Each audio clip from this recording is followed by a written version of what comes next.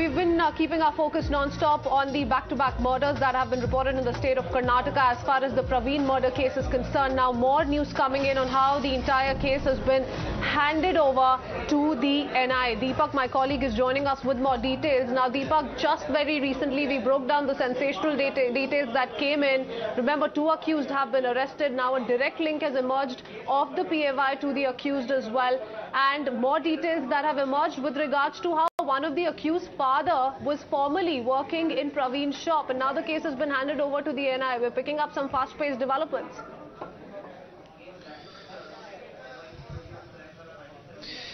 Yes, this was on expected lines. We should understand that, just yesterday we also had Shobha Karandlaje, the MP from Karnataka, write to the Union Home Minister requesting that the NIA should take over this investigation. Today, of course, we've just got confirmation that the state is planning to hand over this matter to the NIA. They've said that since the accused in this case have, links with those in Kerala, and there is, of course, an inter-state investigation that needs to be done here. So they feel that considering the nature of investigation and the nature of the case in itself, the NIA probably can do, a much more thorough job in this particular case, and that's the reason a decision has been taken to recommend that the NIA take over the probe. The Chief Minister, of course, clarifying this as well. So very soon the NIA, of course, will look into this particular matter. We should also understand a couple of weeks ago, while Harsha was murdered in Karnataka, yet another Hindu Karyakarta, there too the NIA, of course, is investigating that particular matter. So this will be yet another case now that the NIA will have to handle. We'll have to see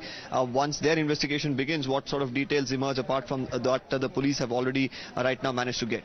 How soon can we expect this development to take place on ground, Deepak, given that, very stern messages have been put out by the Chief Minister as well? He's hinted at the fact that if the situation demands, the state of Karnataka might also be adopting the Yogi model. He's also spoken of commandos being pressed into action if the need arises. So those kind of statements have been coming in, and now this big development.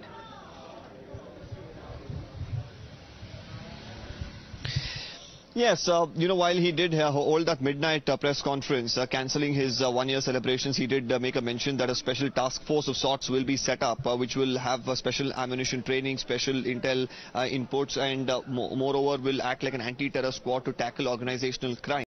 Of course, after that, he's not really expanded on that.